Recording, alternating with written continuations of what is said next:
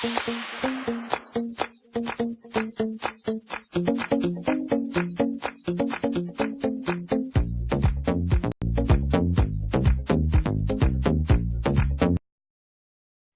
bill, Parliament clears way for talks with EU. Parliament has passed the Brexit bill, paving the way for the government to trigger Article 50 so the UK can leave the European Union. Peers backed down over the issues of EU residency rights and a meaningful vote on the final Brexit deal after their objections were overturned by MPs.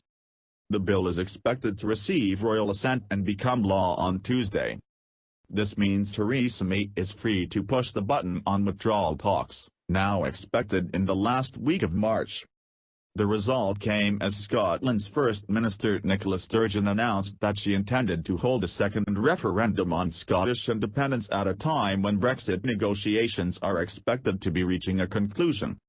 Ms. Sturgeon said she wanted a vote to be held between autumn 2018 and spring 2019. But there is speculation that Mrs. May will reject the idea of the referendum being held before the Brexit process is completed. That Brexit process is set to take 2 years from when Mrs. May invokes Article 50, which formally gives the EU notice of the UK's intention to leave. Brexit Secretary David Davis said, "We are now on the threshold of the most important negotiation for our country in a generation." The EU withdrawal bill was passed unamended late on Monday after peers voted by 274 votes to 118 not to challenge the Commons again over the issue of whether Parliament should have a veto on the terms of exit. The House of Lords also agreed not to reinsert guarantees over the status of EU residents in the UK into the bill, with the government winning the vote by a margin of 274 votes to 135. Later analysis of the division list for the First Lord's vote on EU citizens' rights to remain in the UK showed that 25 Labour peers sided with the Lib Dems, including former Cabinet Minister Lord Mandelson. Earlier, the government had comfortably won votes on the issues in the Commons, with only a handful of Tory MPs rebelling. Corbyn to challenge plans. The votes came after Brexit Minister Lord Bridges of Headley warned that now was not the time to return to the fray by inserting terms and conditions in the legislation.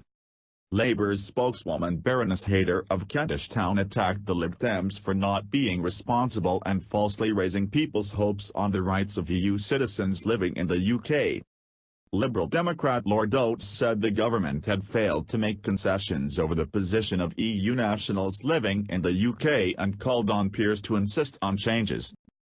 Brexit campaigners welcomed a clear mandate given to the UK government ahead of the start of official negotiations.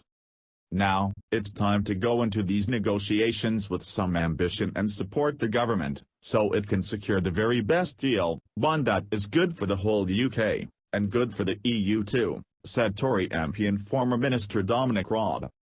Labour leader Jeremy Corbyn said the rejection of the Lords' amendments was deeply disappointing but insisted the opposition would continue to press for the rights of EU nationals to be prioritised and for the maximum parliamentary oversight of the process.